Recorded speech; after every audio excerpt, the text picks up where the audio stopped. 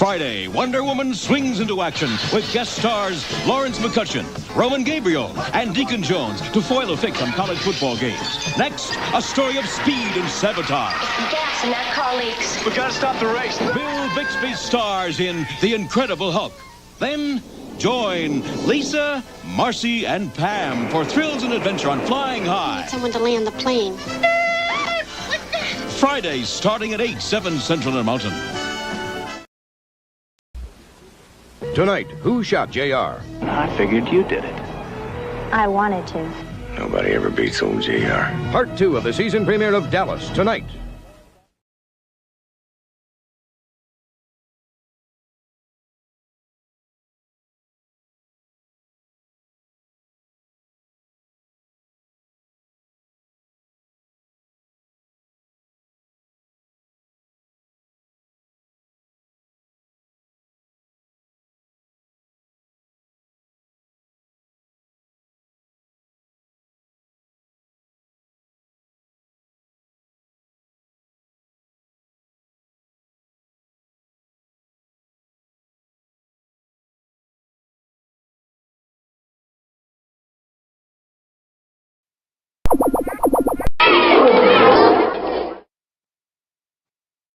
Hi, this is Audrey Landers. Make sure to watch Mr. Nashville Talks with Larry Ferguson. Hi, I'm Audrey Landers, and I play Afton Cooper on Dallas. And I hope you'll vote for me at DallasDivasDerby.com. This is a fun game. And there are so many beautiful and talented Dallas Divas to choose from, so I'll just keep my fingers crossed. I'm very excited to bring Afton back to Dallas on TNT this season. And I have a new CD coming out, so lots of good things. But most important, I want to say thank you. Thank you for your love and your support, and to tell you that it really does mean a lot to me. See you soon.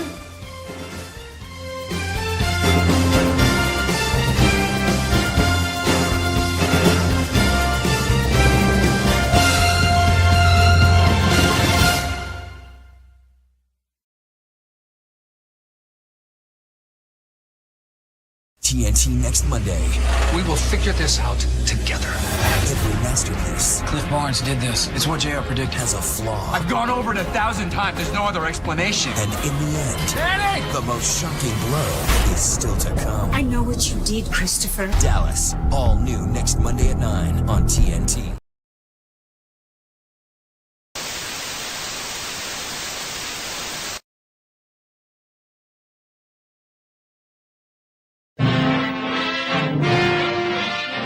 This is an ABC color presentation.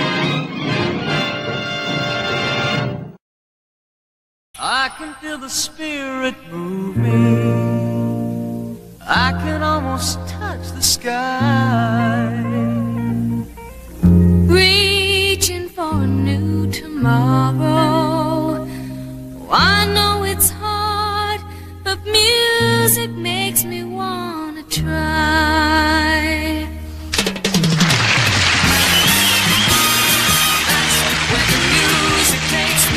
Takes me to a brighter day.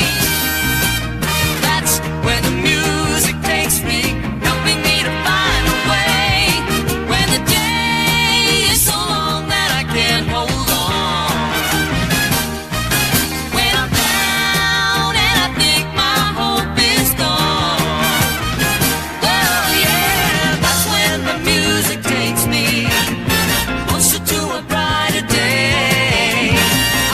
My soul exploding. There's a good feeling helping me to find my way, my way. Good evening, and welcome to our show. Tonight, our guests are Mac Davis, Paul Lynn, Mackenzie Phillips, and her own Ice Angel.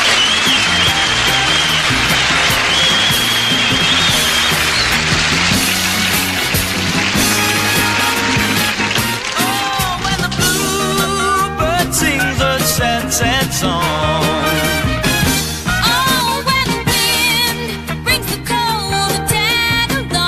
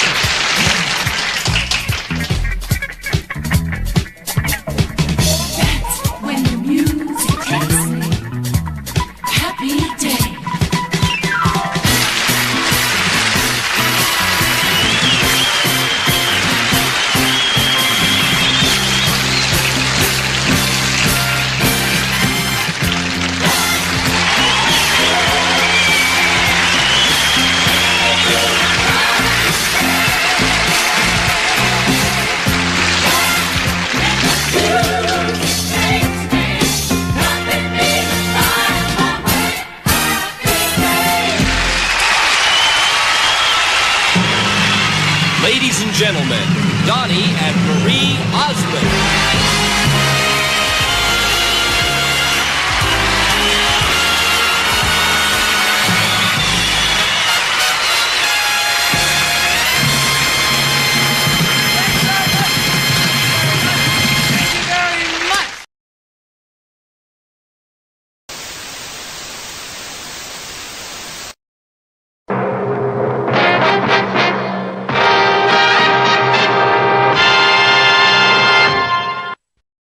Hey, why are you watching that Donnie Marie shit again? You stuck on stupid with that. And what time is it? And get off my lawn, too. Well, it's Podblast!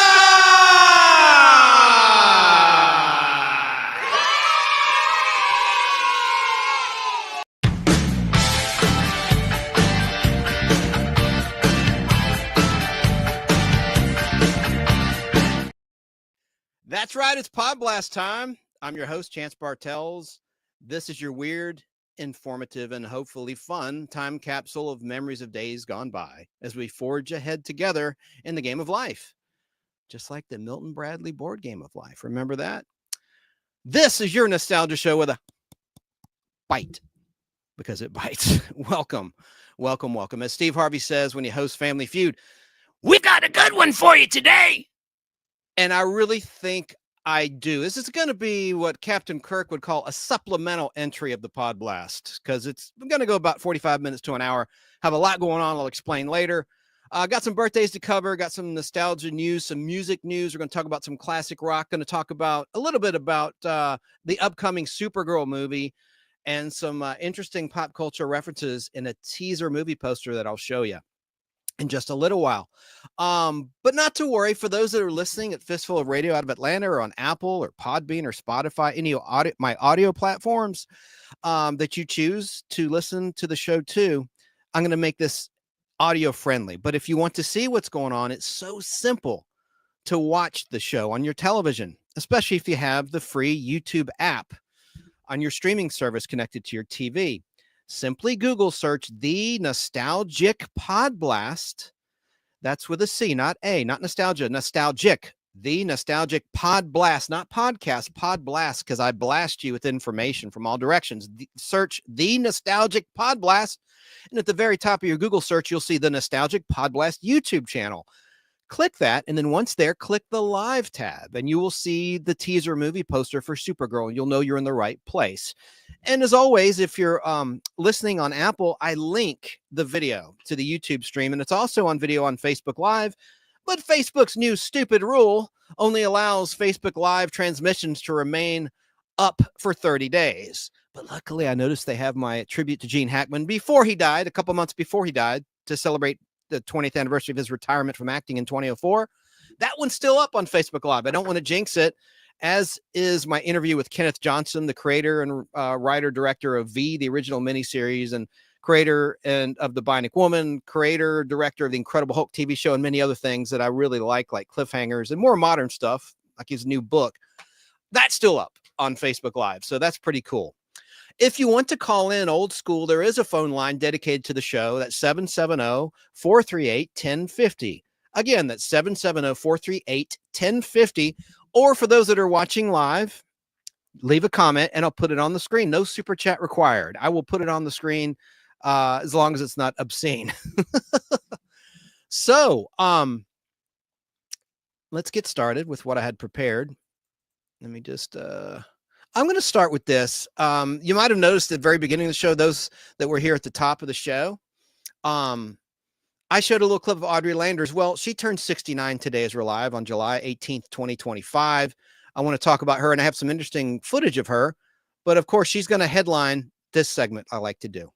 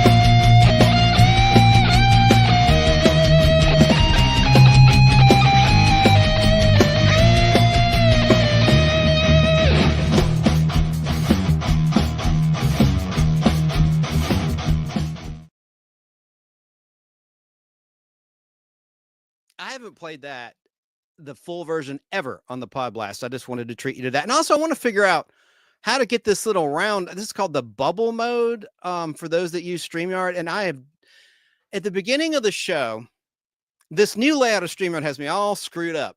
All of my clips went away. So there was like just dead air, just blackness on the screen and blank audio for it felt like an eternity. Must have been at least 30 seconds before I could figure out where my clips went. So now I'm trying to figure out how to take this stupid. When I was doing that, I clicked this thing called bubble, and I think it's in style. Let me see if I can figure out how to undo that. I hate it. Oh, wait a second. Wait a minute. Block style. No, what the hell? Oh, bubble. Oh, I see. I got it. All right. I didn't mean to stop the show. I need to acknowledge some folks that are watching live. Let's do it romper room style. If I can find it. If I can find the clip. Here it is. You have a good day today, friends. Yeah. I did.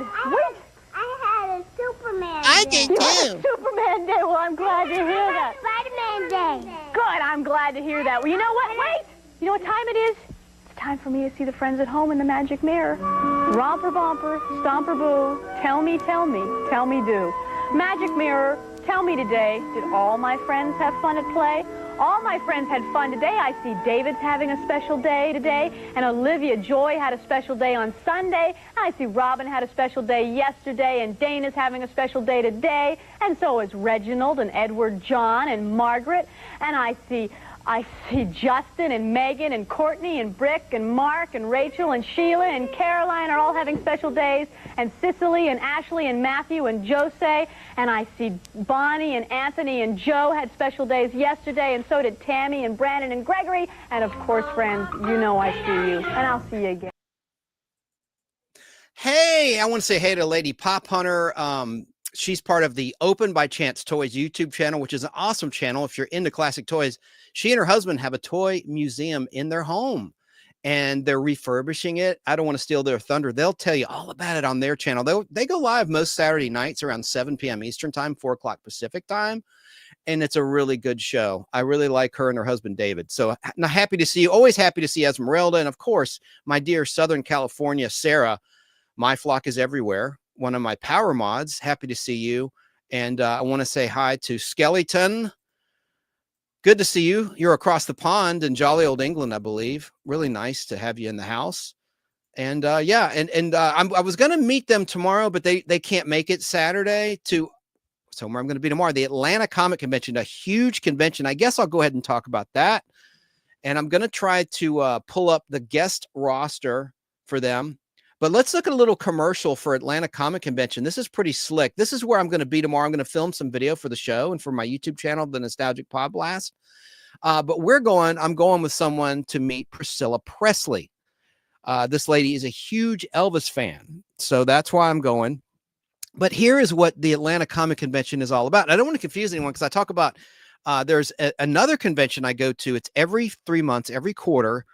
The original Atlanta Comic Book Convention, which is at the Marriott Century Center Hotel, always on Sunday from 11 a.m. to 4 p.m. But this is a major convention. Here's a 30-second commercial they put together.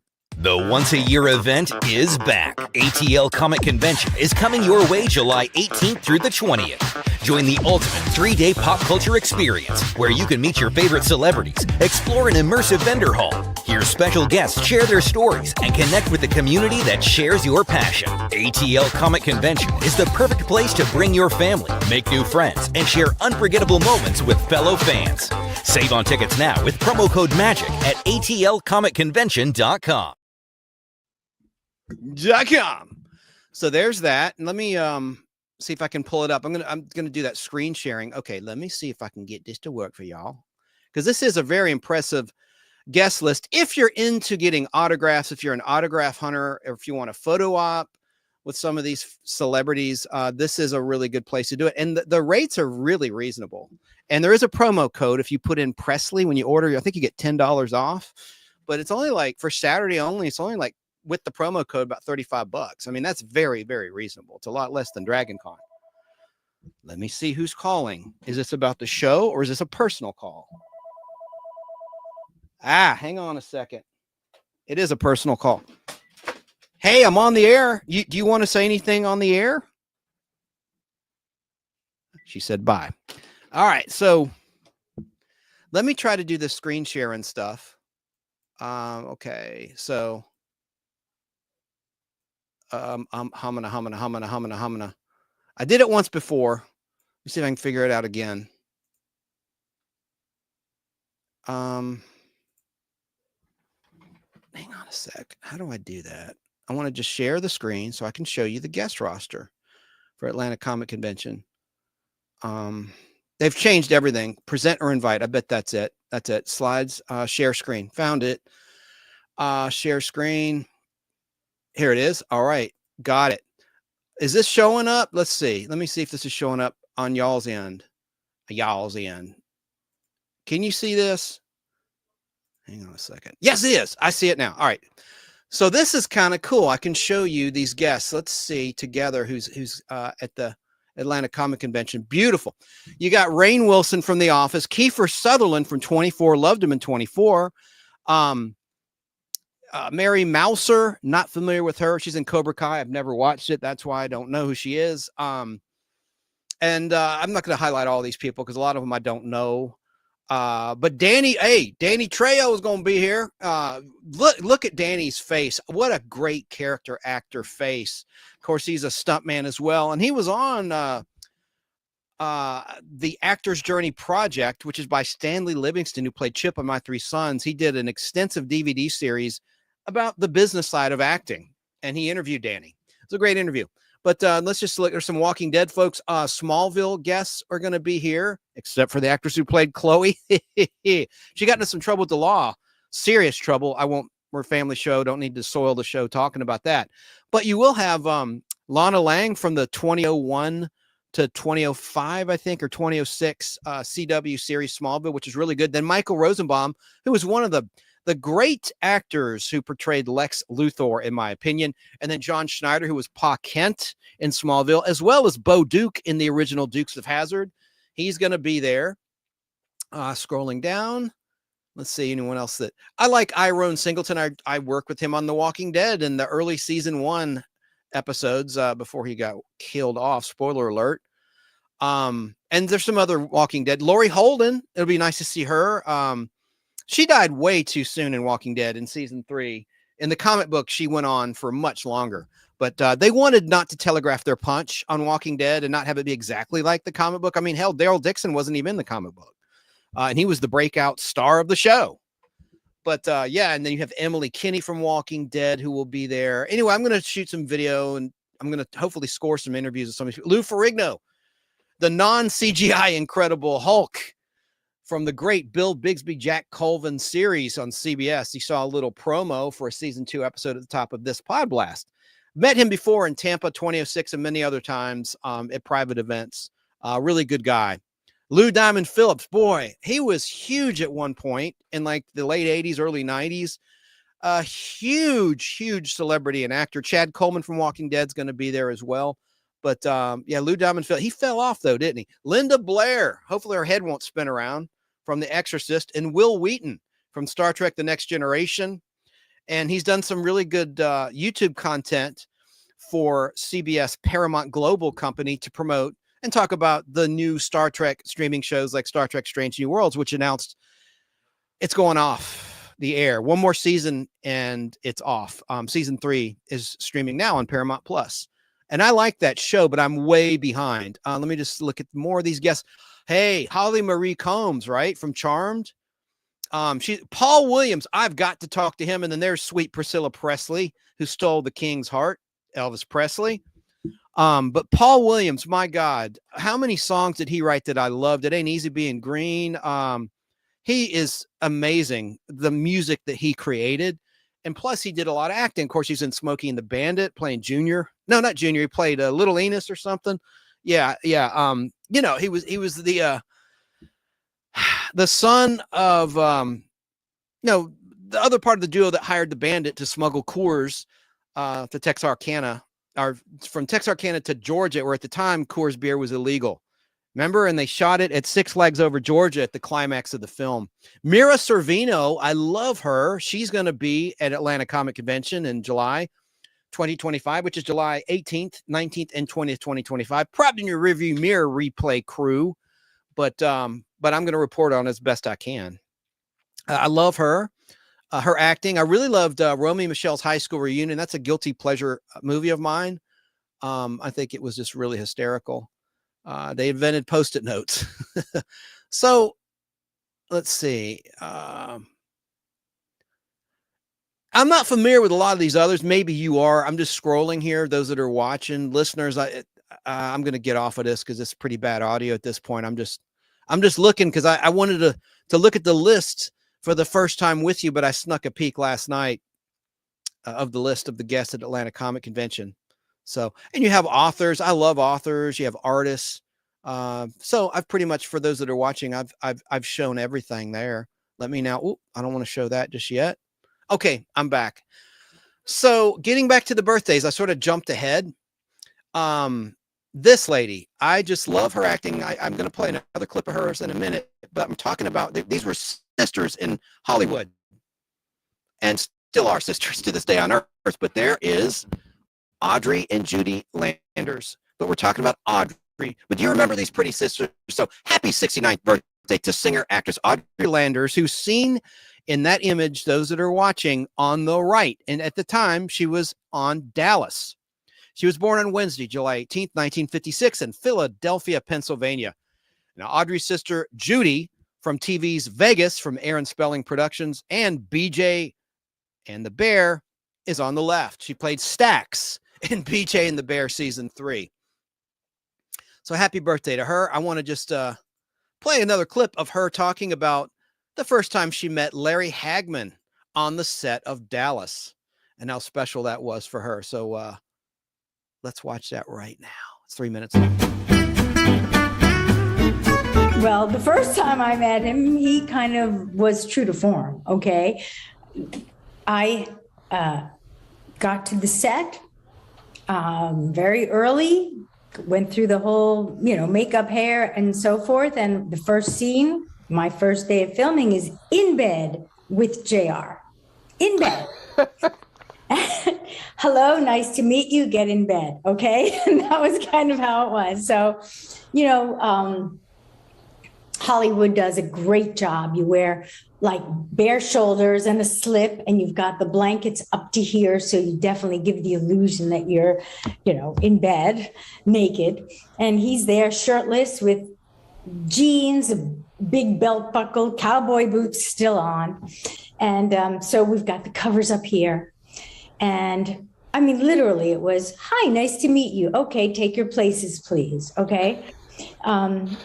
And the scene begins with JR rolling back, and the two of us are kind of lying there looking up. Okay.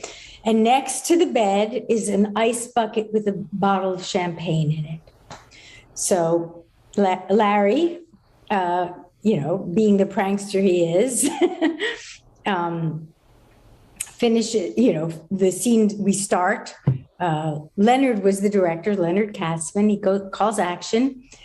And unbeknownst to me, Larry grabs a handful of ice and rolls over and just puts it down my back.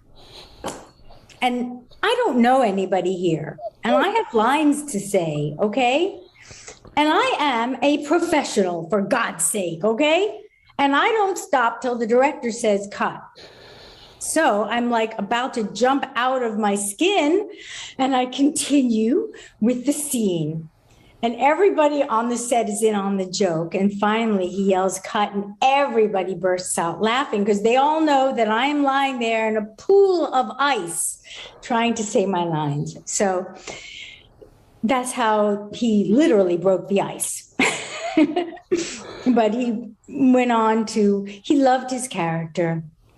And if we ever went to a public place together as a group, he wore his cowboy hat, and he had fake $1,000 bills printed up with his name on them. And so he'd walk into an event or a restaurant and just, here I am, and just throw these bills into the air, you know?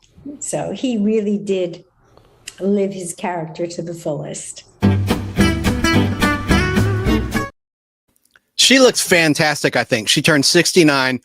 I just think the world of her. And I'm going to play a clip of her. And I have a new Superman movie review coming up from JT, by the way.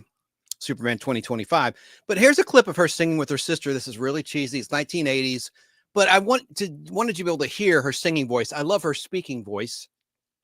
Audrey Landers, birthday gal. But here she is singing with her sister, Judy.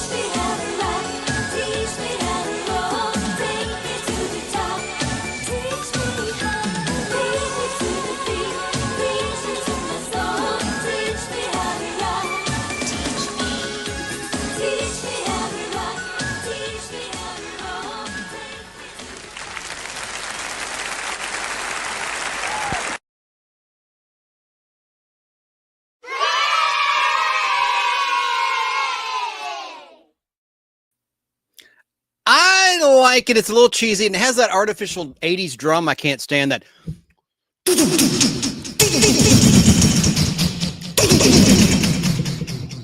I had a fun size Snickers during that clip, so I'm a little getting a sugar rush.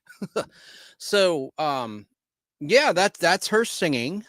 with her sister, and her sister played Stax, as I mentioned on BJ and the Bear. I have a little promo showing her sister, her little sister, who played Stax. This is Judy Landers on BJ and the Bear. 10 seconds. On Lobo, the sheriff poses as a mobster to put a ring of sexy car thieves on the skids. Then Stax goes undercover. Get undressed. To bust a porno ring on BJ Tuesday. There you go. Get him, BJ. Now, what did he name Bear from? He had a chimpanzee that rode in his rig named Bear, BJ and the Bear. He's Billy Joe McKay. That's what BJ stands for. So, Bear, I'll just tell you, Bear, the character of Bear, was named after Bear Bryant, Alabama football coach. There you go. Let's see. So let's talk a little bit about Audrey Landers, a little bit more, just a little bit, just for about a minute or two. So I already said that she was born July 18th, 1956, and she played Afton Cooper on Dallas.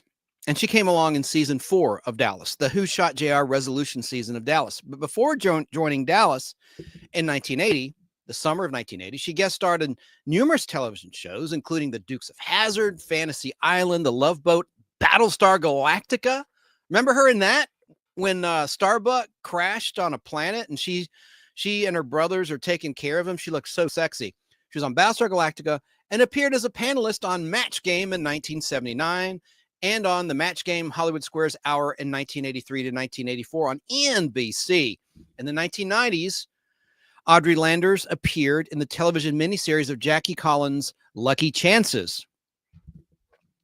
From 1990 to 1992, she played the role of Charlotte Hesser, the eldest daughter of upstate Pennsylvania mob boss Carlo Hesser on the ABC daytime series One Life to Live.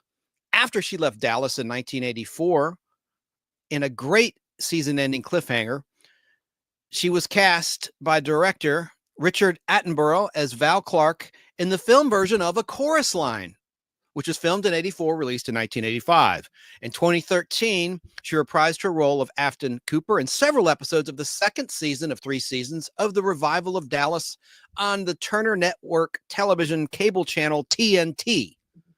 That's what TNT stands for, Turner Network Television, don't you know? With her young sons, her real-life sons, as inspiration, she has twin boys, Landers created the children's television series The Hug-a-Bug Club in 1996, for which, in addition to writing the scripts, she also wrote the 250-plus original songs in that series.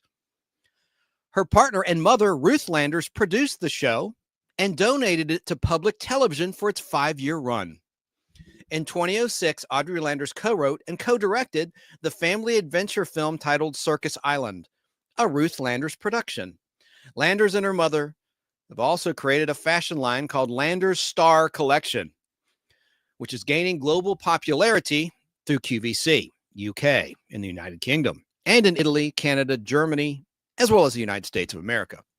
In terms of her personal life, as I've already stated, Audrey is the sister of actress Judy Landers and has acted with her sister in several roles, including multiple episodes of The Love Boat and the Hitchhiker episode titled Split Decision, as well as Circus Island and Ghost Rider, films produced by Ruth Landers. Audrey and Judy Landers were on the cover and in a non-nude pictorial of the January 1983 issue of Playboy. So that would have been out in October of 82.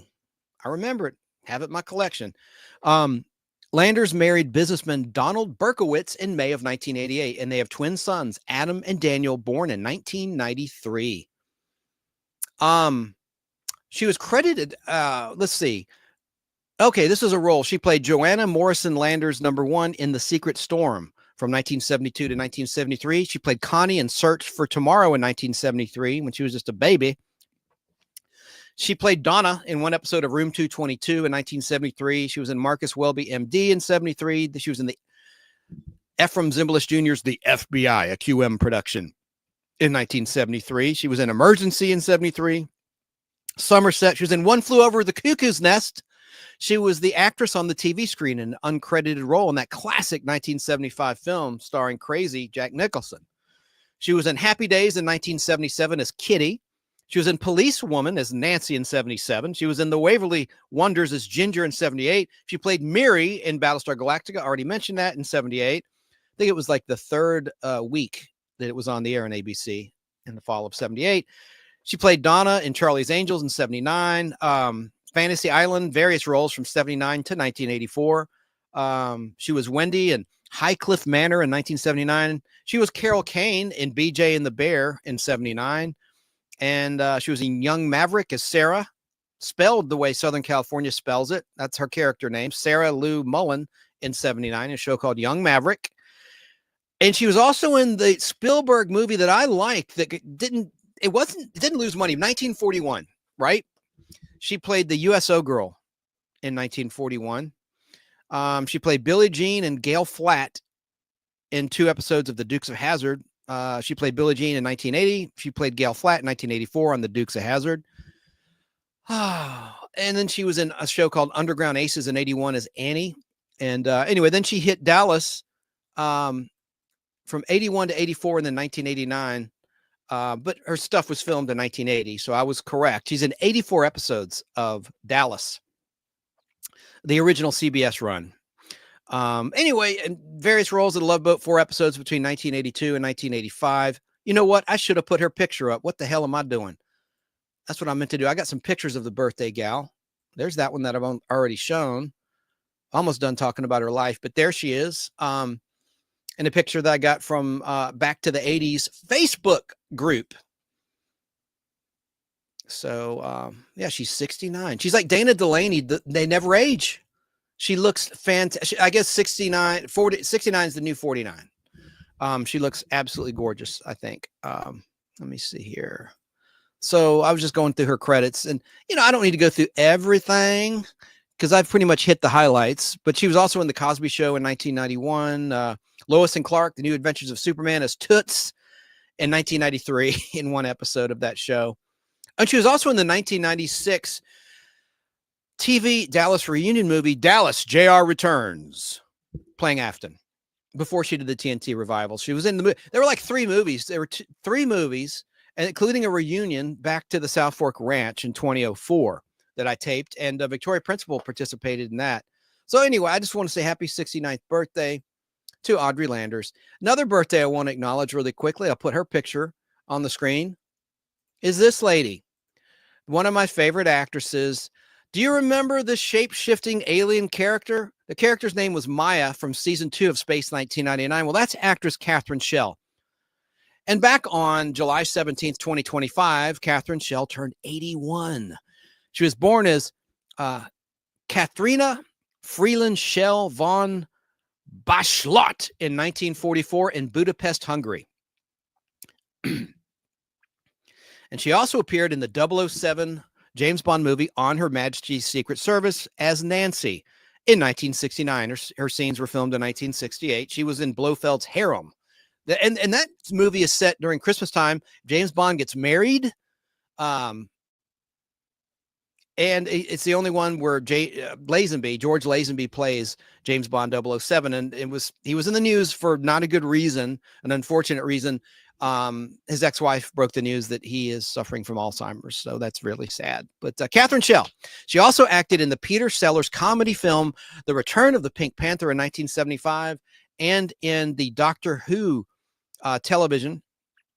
And she played Countess Scarleone in 1979 on Doctor Who. But recently, Catherine Schell acted in Dracula in 2020 in the BBC One Netflix series. She was Grand Duchess Valeria, and she performed in the new 2022 Rob Zombie version of The Munsters as Zoya Krupp on Netflix, and that was Grandpa Munster's ex-wife in the story. Now, currently, Space 1999 streams for free, uncut, on Tubi TV, and the episodes officially pop up on the Shout Studios official YouTube channel, and they released the show on Blu-ray. Shout Studios did. Shout Factory did. So happy birthday to those 2 ladies. All right, there. See, I'm learning how to do this. Now, I have some other sad news to report, and that's that Tristan Rogers has cancer. And he was one of a character I liked. He was kind of an Indiana Jones knockoff in a storyline on General Hospital from 1981. That was the best year of General Hospital's existence, in my opinion, in the Ice Princess storyline. And he's Australian in real life, and his character is Australian as well. But I want to just send up some prayers or well wishes for Tristan Rogers. It was absolutely epic in the Ice Princess sci-fi storyline. Who played the villain in that was John Colicos, who was the first actor to play a Klingon in the original Star Trek show. And of course, he was Baltar in Battlestar Galactica, the OG series. He was spared. He was beheaded in the theatrical cut, but the character was spared when the show went to ABC television 6 months after the Canadian theatrical release of that cut in a 3-hour version, including commercials, it was a longer version on television than in the cinema, in the movie theaters. But I loved the storyline of the Ice Princess in 1981. I've said this many times. That was the best year of General Hospital ever. Here's why. You had Elizabeth Taylor, which is a big media buzz about her stint on General Hospital. You had Demi Moore, a young Demi Moore. You had John Stamos as Blackie. You had Rick Springfield playing a doctor, as well as the fictional Luke and Laura marriage that actually beat the Nielsen television ratings of the real wedding that year of Prince Charles and Lady Diana. How about that? Now, Diana was in the news today. The whip, one of the whips of Indiana Jones from Indiana Jones: The Last Crusade, sold at auction for over $500,000. And you know what? It was Princess Diana's whip. She somehow got her hands on that whip, that original prop from that third original Indiana Jones movie, Indiana Jones and the Last Crusade. So that's pretty cool. Now, getting back though to Tristan and his health ordeal. Hopefully he'll beat cancer. It can be done. It can be done with faith and medicine and a lot of luck. But this storyline about the Ice Princess, John Colicos's character has a weather control device, kind of like Franklin did in the Bionic Woman crossover Kill Oscar on $6 Million Man and Bionic Woman about 5 or 6 years before on ABC, same network, because ABC had at that time those Bionic shows and General Hospital years later after those shows were canceled. And General Hospital started in 1963 on that network. So it had been around, but it's hard to believe in 81, the show hadn't even been on the air for 20 years. It had been on the air for 18 years or so. That's crazy to me. I don't know. But about the Luke and Laura wedding, this is kind of a sick thing. If you go back in history, and you can find this on YouTube, his character actually raped Laura in 79, I think it was. I never watched it. I didn't start watching General Hospital, but isn't that sick? Then they wound up getting married. I mean, that is bizarre, absolutely sick writing, in my opinion. But back to the good, let's shed some light on the Podblast. I don't want to go all dark. The reason I started watching General Hospital when I was a kid, I was like 9 or 10 years old. TBS 17 took off the Space Giants in early 81. And I like to, instead of doing my homework like I should have done, I would play outside. I was a normal kid for the most part. You know, I played soccer on a team and, you know, I did play outdoors, but I like to go home. And the first thing I like to do is watch at least 1 or 2 little half-hour TV shows, right? And so I would get home and I'd watch Space Giants. Don't get me started. I've talked a lot on the Podblast. I've dedicated a lot of content to the Space Giants, but I watched the Space Giant, Speed Racer, and the Flintstones, and then I'd go out and play. And when TBS replaced the Space Giants with Spectre Man, I thought, oh, they'll put Space Giants back on. And then they replaced it with Charlie's Angels. And as part of that hour block, the half hour of Space Giants was now Charlie's Angels and the Addams Family. And I was just like waiting for Space Giants to return. And it never did after 1981. So I started watching General Hospital. And then this sci-fi storyline goes on. This is before the wedding of Luke and Laura, leading up to that, though, in 81. And it was great because John Colicos's character had that weather control machine. He was going to freeze the fictional town of Port Charles. He wanted world domination, and it's really scary. Like, he invited to his island heads of state, powerful people. He wined them, he dined them, and he wanted investment from them.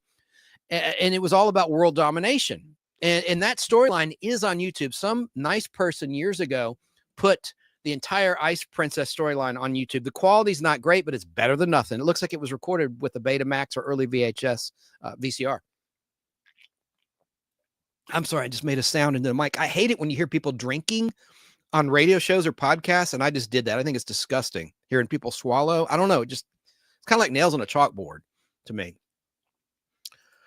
Okay, so we wish him well in his quest. I want to now talk about this neat little cameo of Liz Montgomery. Have you ever seen How to Stuff a Wild Bikini? Well, it was directed by William Asher, who was at the time the real life husband of Liz Montgomery.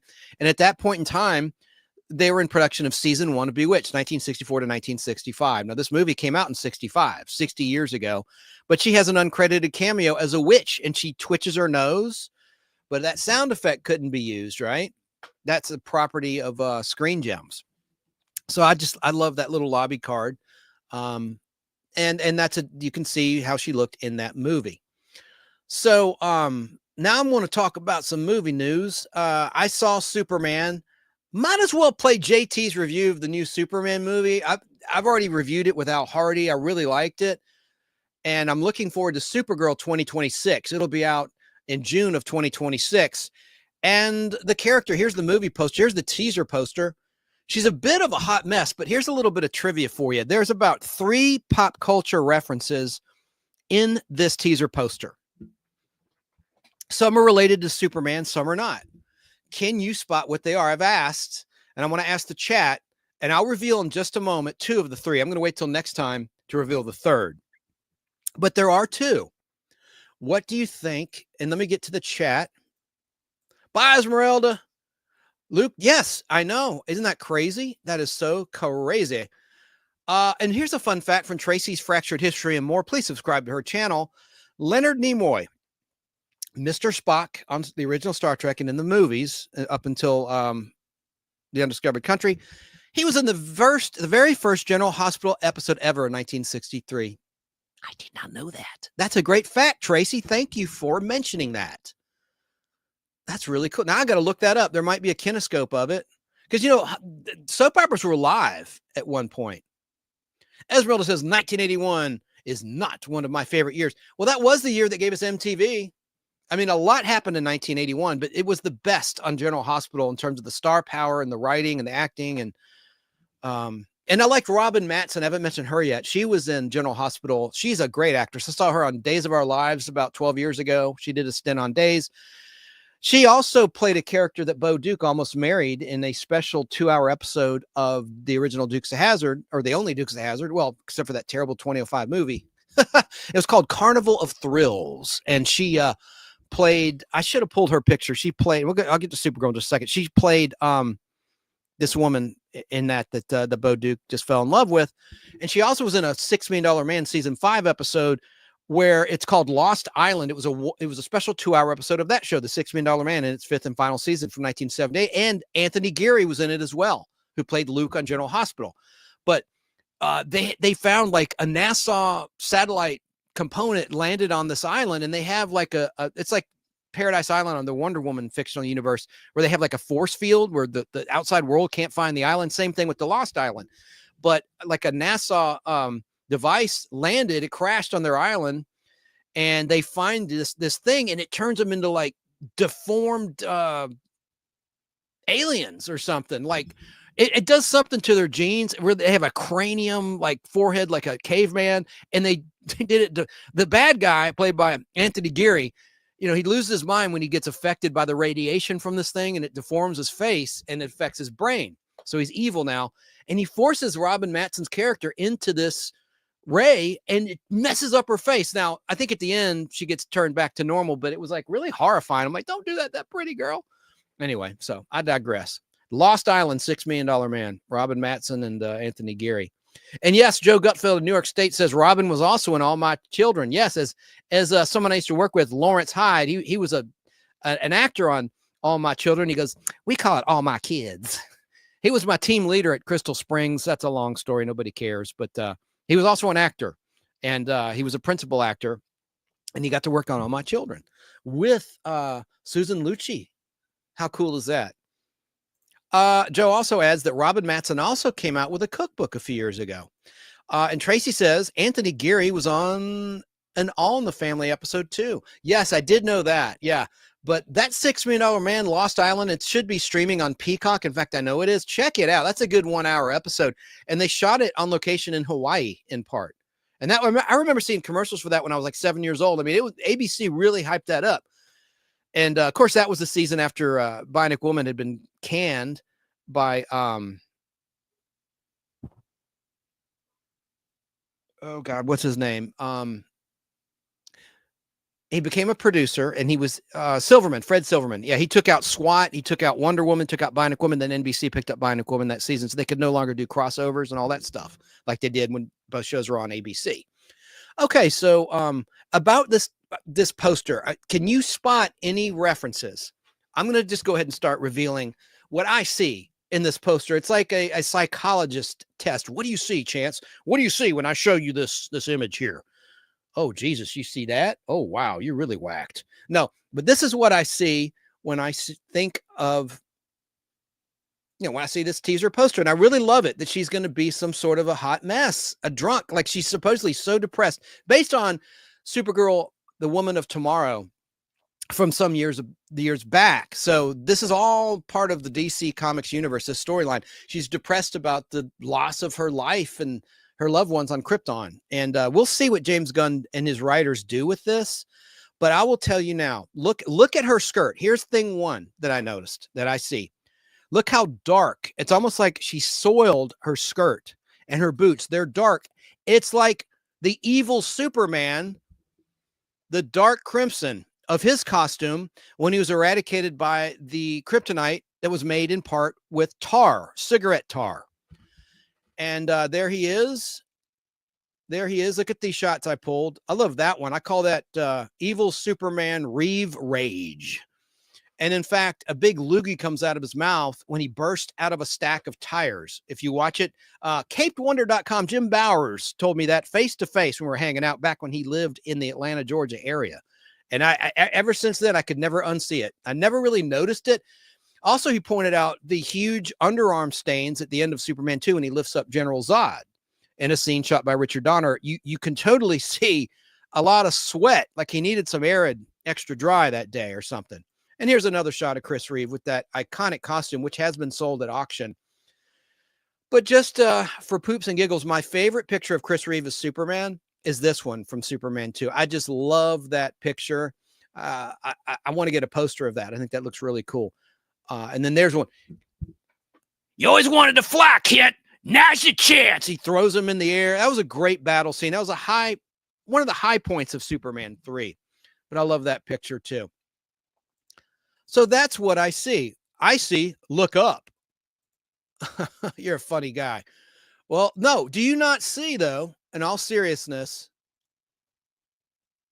the dark, look, it's showing that she's gone bad. Something is off with Kara, Zor-El.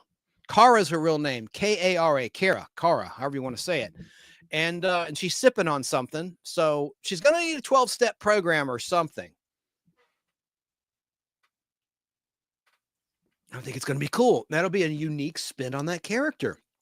I thought Melissa B. Moist did a good job on the CBS Supergirl, which started on CBS, then went to CW.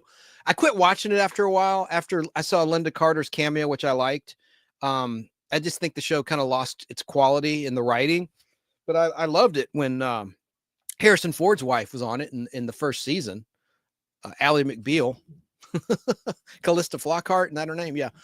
So, okay, that's point one. It's a definite analogy to this guy, the evil Superman from Superman 3. Hang on a second. Let me take this comment off.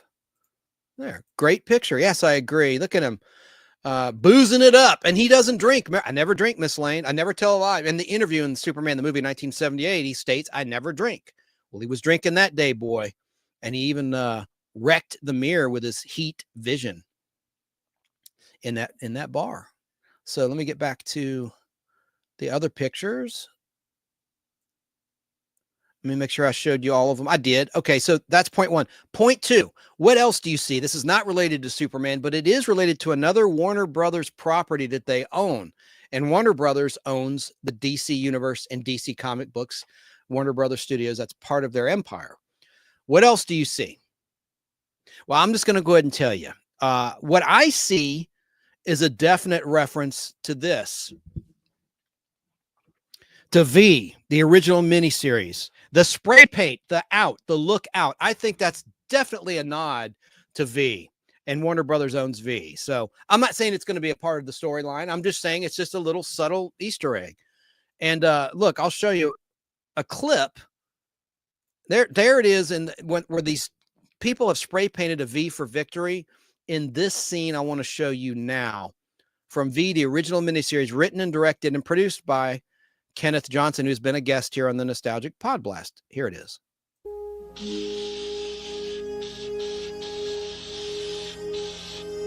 No!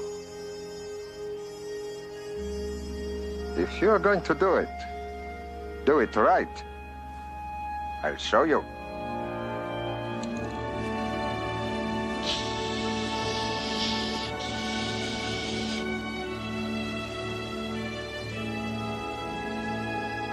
You understand? For victory.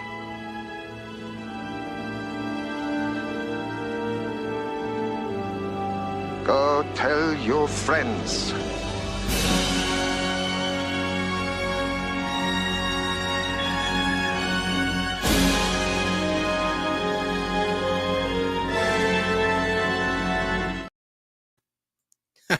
I love that. And I love that music too. That's by Joe Harnell, who Kenneth Johnson used in pretty much every major project, even Cliffhangers. You know, some directors use the same person to score their projects, like Tim Burton, Danny Elfman, right? They always had Danny Elfman, who did the Batman, the new theme of Batman back in 1989. And of course, Steven Spielberg and George Lucas used John Williams almost exclusively. And I like that how some directors are very loyal to their composer, or they'll use the same one again and again and again. So that was an instance of that. So that's definitely that scene is, I think that lookout, it just instantly reminds me of that iconic moment, the V for victory that we just saw. Now let me look at the chat, and there's a third element too. I'm not going to reveal it. I'll see if someone else, either in social media land or in chat, can guess the third pop culture reference in this teaser poster for Supergirl 2026. All right. So, Sarah in Southern California says, I love V. Well, I'm glad you've seen it. I do too. I love every, except the 2009 to 2010 2-season revival on ABC. Could have been better, but I like Elizabeth Mitchell. She's a competent actress who was in that. And Mr. Chestnut was in that. He's a good actor, African-American actor. He's also in Reasonable Doubt on Hulu. He's a very, very fine actor.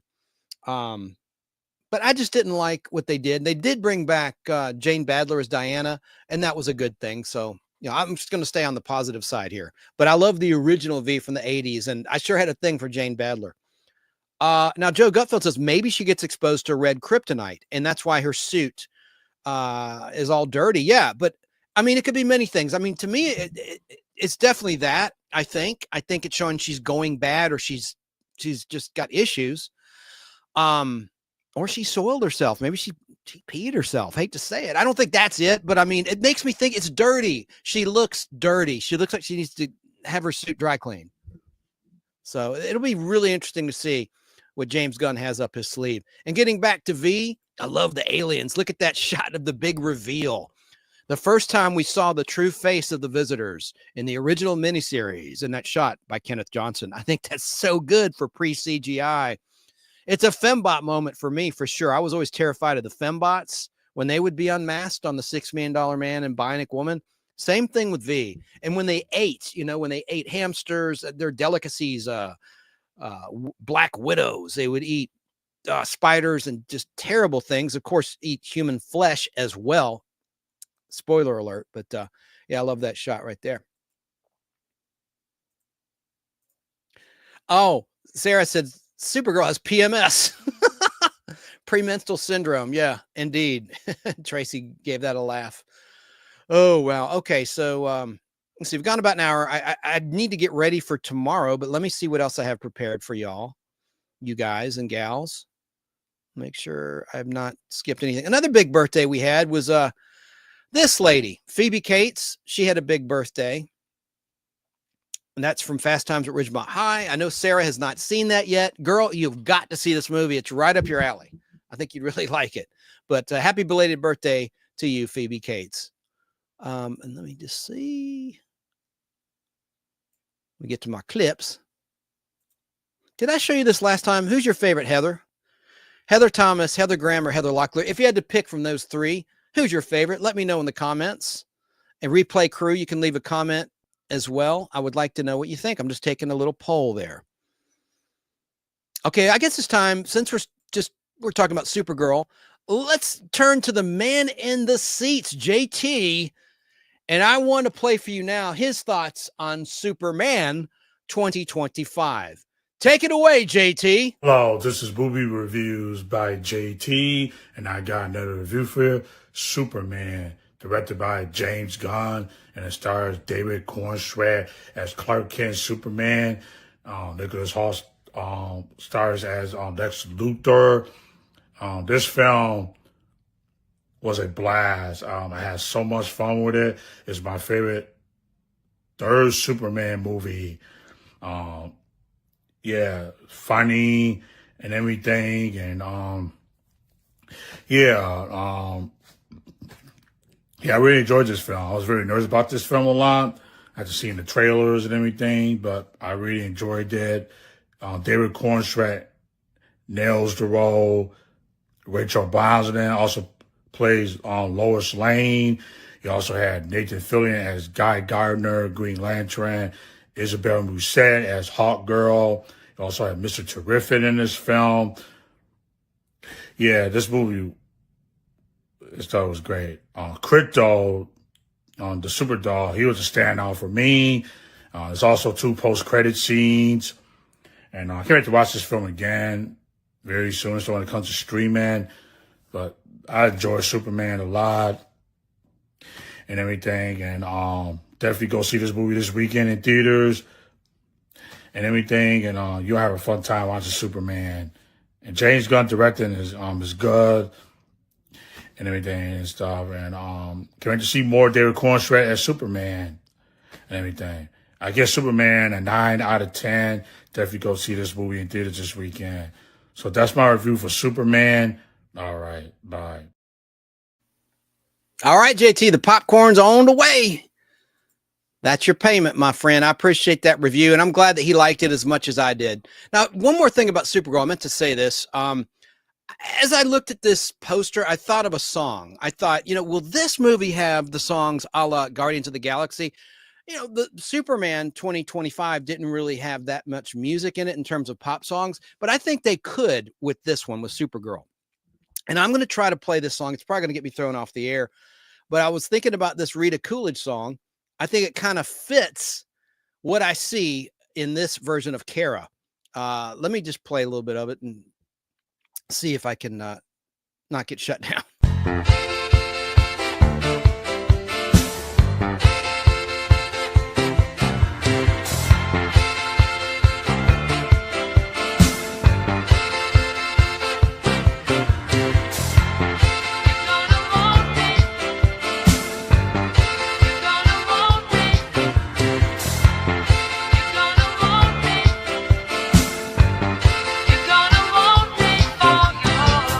One fine day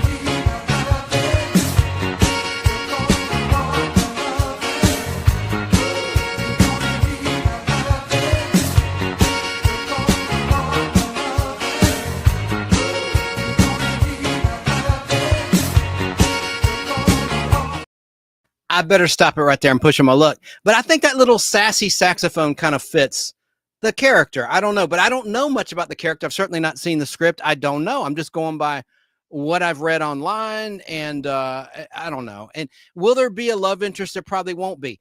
She probably doesn't like mortals. Superman may settle for a human. Doesn't mean she will. Now, we know in the 1984 movie, which was released on my birthday, November 21st, 84, the Helen Slater Supergirl movie that Janat Schwartz directed, director of Jaws 2, you did have Kara falling for a normal human, a dopey human, but he was a handsome human. Anyway, but so we'll see. We'll see. There may not be a love story. It might just be a story of redemption, or Kal-El trying to save her. What I think is cool is they'll get to interact, because in the Supergirl 84, you hear on the radio that Superman has left Earth to fight. So, he's left on a mission. And so you never had Helen Slater and Chris Reeve interact. I mean, there's been like fan videos on YouTube, but this will be cool. She was already in the end of the new Superman 2025 to set the stage for Supergirl 2026, which is filmed in London, over in England there. So pretty cool stuff. Let me take a look at the chat. We've gone an hour and 12 minutes. This is a supplemental. Hello to Bride Dazzle. I like that. Bride Dazzle. Am I pronouncing it right? Bride Dazzle? Bridazzle? Bridazzle. I like that. Now, Tracy says, I like the original version by the Shirelles. Yeah, Rita Coolidge did a lot of remakes. Like she did Your Love Is Lifting Me Higher. Your Love Has Lifted Me Higher. I love that one by Jackie Wilson. I love both versions, the original and her version of that. But yeah, she did a lot of cover songs for sure. Let me see what else I had. I did want to talk about some comic book stuff. Tracy, because I know you like comic book covers. Well, check these covers out. These are some high dollar books. The first appearance of Spider-Man, the first appearance of Iron Man, the first appearance of the Incredible Hulk, the first appearance of the Fantastic Four, Avengers issue #1. I saw this online. This gentleman claims he's going to sell these books. He says he's tired of them, and he's going to photograph them one last time before they're graded and sold. There's, they're all key comic books. That's just, you're looking at, if the condition is as good as it looks. I mean, hell, we don't know if the back cover's missing. We can't see, the devil's in the details. I don't know what the interior or the back cover of those books look like, but looking at those raw books, this gentleman bought these right off of the comic book rack and the newsstand when he was a kid. So he's older, and he's looking at some serious bucks. There's the first, also that Tales of Suspense above the Tales of Suspense on the bottom row, bottom right, the right corner. Above that is the first appearance of Black Widow. First appearance of Sandman to the left of that. First appearance of Loki. First appearance of Thor. Let's see. It's Journey into Mystery. First appearance of Silver Age Captain America and Avengers issue #4 on the left side. First X-Men, first Phoenix, first Doctor Doom and Fantastic Four issue 5, Silver Surfer issue 1, first appearance of Silver Surfer and Fantastic Four #48. Big money, no whammies at all in that photograph. But I want to show you something in case you missed last week. Tracy, you'll get a kick out of this. I showed this to my guest, Mitchell Hadley, the author of his new book. Hang on a second. Let me see if I have a copy, a photo of his book. Yep. I showed him this clip, Darkness in Prime Time. This will be out in August. He's pre-ordering now. Check out his website. Darkness in Prime Time, How Classic Era TV Foresaw Modern Society's Descent into Hell by Mitchell Hadley. Great book. Anyway, I showed him this clip. Check this out, Tracy. This is a clip of a show that we talked about during the interview, Naked City, which was shot in location in New York City. You're going to see Burgess Meredith, pre-Batman, pre-Penguin. This is from 1962. And in the newsstand behind him in this 1 minute clip, 1 minute, 20 seconds, you're going to see Amazing Fantasy 15, the first appearance of Spider-Man, mint condition when it was new, first appearance of Thor and Journey into Mystery 83, just sitting there for the picking. Can you imagine like a Biff Tannen Back to the Future 2 moment where he gets the sports almanac book, going back in time and just buying all of those first appearance of Spider-Mans, which if you had like a 9.8, that's multi-million dollars right there. Look, pay attention to the comic books in the newsstand behind Burgess Meredith here.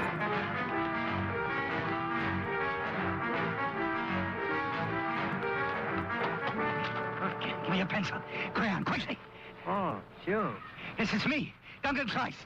Christ, the great poet. Christ, the greatest. Where's your marking pencil? In my pocket. Give it to me. Well, tell a poem. You're a poet. Tell a poem. Abba dabba, dabba, dabba, dabba, dabba, dabba, you mean brackish little merchant. Dabba, dabba, there's a poem for you. Give it. Listen.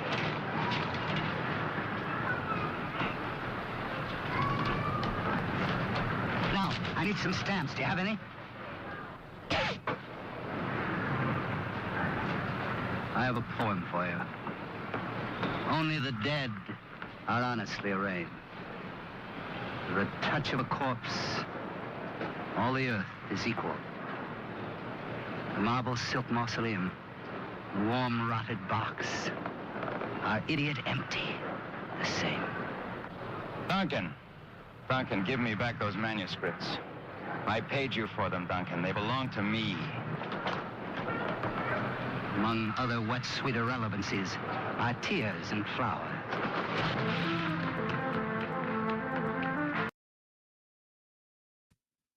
Pretty wild, huh? Amazing Fantasy 15 just sitting there. Oh, I wish I could get that book back then in mint condition. Oh, and I have another clip I meant to show, darn it, of Audrey Landers at the red carpet premiere of the Dallas TNT revival with one of her sons, one of her twin boys. And I just want to play this. The quality's terrible. It's from an old, like, I guess a camcorder or iPhone, early iPhone, but it's only a minute long. I just want to show you this. I should have played it in the proper segment. I forgot. This new StreamYard order of clips has got me all mixed up.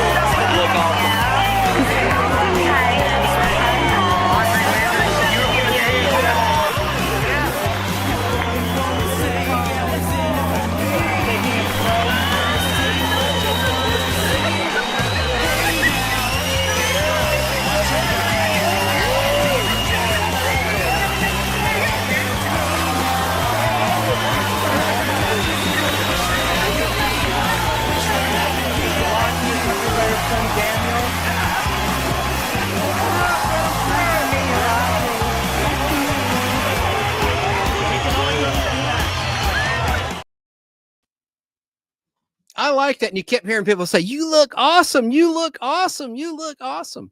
I like that. So let's look at the chat and see what's going on with the chat. And we're going to start to wind down. Hello to Michael Haywood. How you doing? Nice to see you.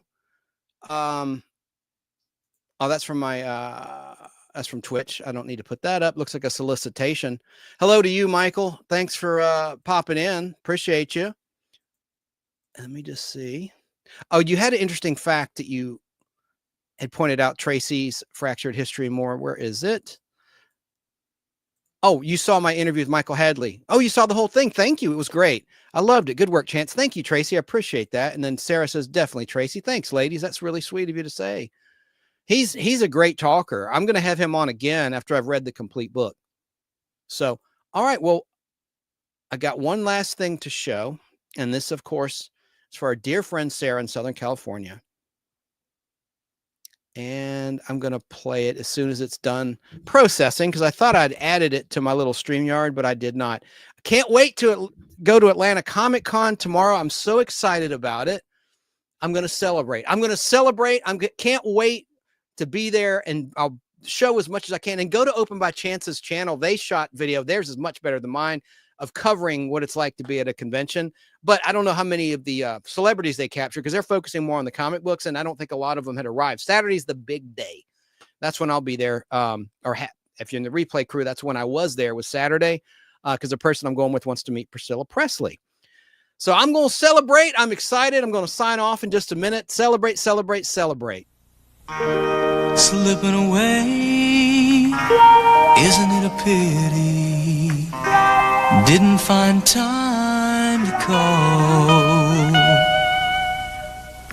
Ready or not, gonna make it to the city. This is the night to go to the celebrity ball. I just want to celebrate another day of living. I just want to celebrate another day of life. Had my hands on a dollar bill and the dollar bill blew away. But the sun is shining down on me and it's here to stay, yeah, yeah. I just want to celebrate, yeah, yeah. Another day of living, yeah. I just want to celebrate another day of life. Good evening and welcome to our show. Tonight, in a special tribute to television, our guests are Desi Arnaz, Milton Berle, Howdy Doody and Buffalo Bob Smith, Peggy Fleming, George Gobel, Arthur Godfrey, Lauren Green, Bob Hedges, Art Linkletter, Gail Storm, the Osmond Brothers, our own Ice Vanities, and our special guest star, Colin. I just want to celebrate, yeah, yeah. Another day of living, yeah. I just want to celebrate another day of life. Don't let it all get you down, no, no. Don't let it turn you around and around and around and around and around and round and round. Celebrate, celebrate, dance to the music. Celebrate, celebrate, dance to the music. Celebrate, celebrate, dance to the music. Celebrate, celebrate, dance to the music. Take it, Peggy Fleming. I just want to celebrate another day of life. Got my faith in the people, but the people let me down. So I turn the other way and I carry on anyhow. I just want to celebrate, yeah, yeah. Another day of living, yeah. I just want to celebrate another day of life. Had my hand on the dollar bill and the dollar bill blew away, but the sun is shining bright. I just want to celebrate, yeah, yeah. Another day of living. I just want to celebrate another day of life. Don't let it all get you down, no, no. Don't let it turn you around, around, around, around, around, around, around.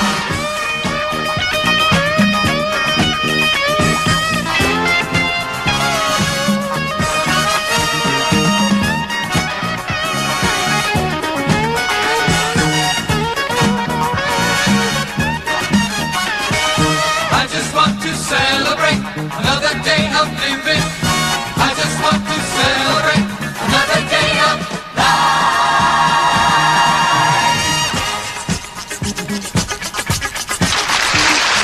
We just want to celebrate another day of living. We just want to celebrate, celebrate, celebrate, celebrate, celebrate, dance to the music.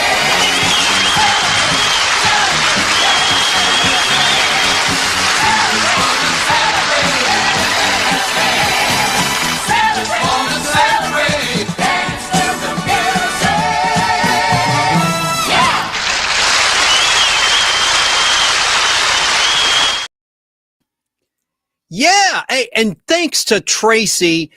She donated $5. I really appreciate that. I'm going to put that towards my baby fund. My baby bunny. I want to thank you from the bottom of my heart. So sweet of you. And I also want to thank my hairstylist I've had for decades. I don't want to say how long because it'll age me. He gives me a ringy ding on the phone yesterday. Says, Chance, I have some hay for your bunny. I go, what do you mean? I've got hay. That's nice. He goes, no, no, no. He gave me 4 of these organic, expensive bales of hay, 4 of them. And I gave it to my pet rabbit and she loves it. So that was really kind of him. Thanks, Rudy. And I want to also say I had a great week. I can't talk about the set I was on, but I worked a gig and there was like 20 of us. And one of them was someone I hadn't seen in over 35 years. Again, I'm dating myself. Someone I went to middle school with, Dickerson Middle School. Appropriate for me because I'm a dick. My middle school was named Dickerson. And this guy's name is Mike Weiss. And he says, "Are you Chance from Dickerson?" I said, "Yeah." He goes, "Well, I saw your name on the call sheet, and like I thought it's got to be the same guy." I go, "Well, it is," and he looked the same. So I don't know if he's out there or not. I told him about the Podblast, and he subscribed, I think, with his phone. That was nice of him. But it was nice to see him again because he doesn't do much social media, and he has a house in Sandy Springs. So I see him, and I cannot tell you. I can't wait to tell you when I can tell you. But it was just a fantastic week. You have no idea. But anyway, I'm going to sign off. I want to thank you again, Tracy, for the super chat. Very nice. I want to thank Sarah, Southern California, for being my moderator, making sure nothing got crazy. And I'm just going to now get ready to sign off. Let me just look, make sure I have everything. Oh, here's my baby bunny. Those that don't have never seen the show. This is what my baby bunny looks like. And on this day in history, Julius and Ethel Rosenberg. Meet their maker or the wrong one. They were convicted of conspiring to pass secrets to the Soviets executed at Sing Sing prison in New York State. They refused to proclaim their guilt and said they were innocent right up to the end. Julius went first, and then Ethel got fried after that in the electric chair. He was an engineer for the Signal Corps. That's Baby the Bunny bathing her baby. So you have a great week. Don't let no dragons get you.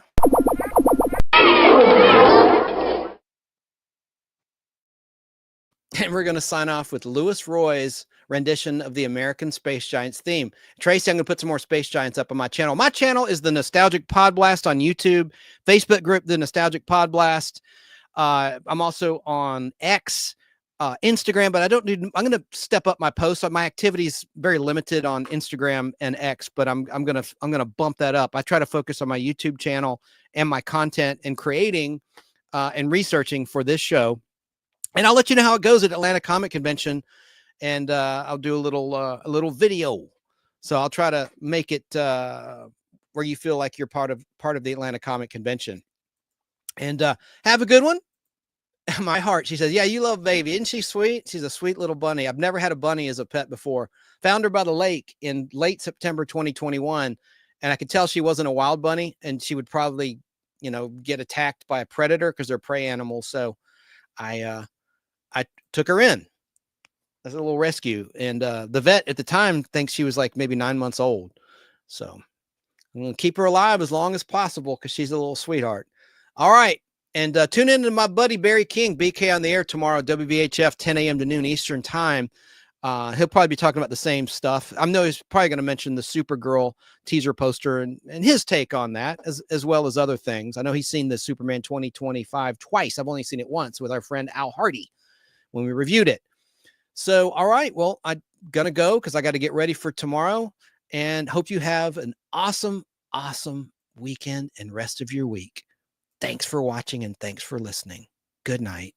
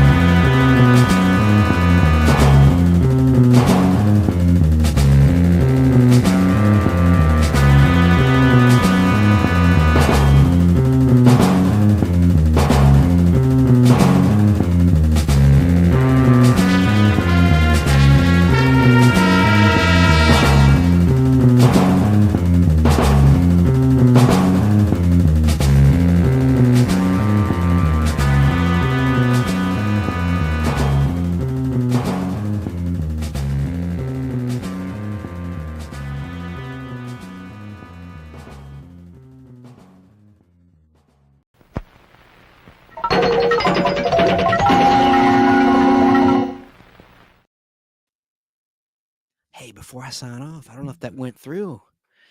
Stephen Colbert, you probably heard by now, CBS is not renewing his contract. They're canceling the show, but he's dead man walking like I was. I had a situation with Al Hardy where Cumulus decided to sell one of our stations, the CEO in New York City, along with 2 other radio stations, to an outfit in California, K-Love. They just wanted a strong signal. We had a 77,000 watt signal on this particular radio station. That's huge. That's a blowtorch.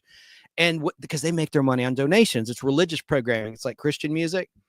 And so the FCC had to approve of the sale of that station. So I was like dead man walking like Colbert. It's like, you're still working, yet you know you're coming to the end of that aspect of your career.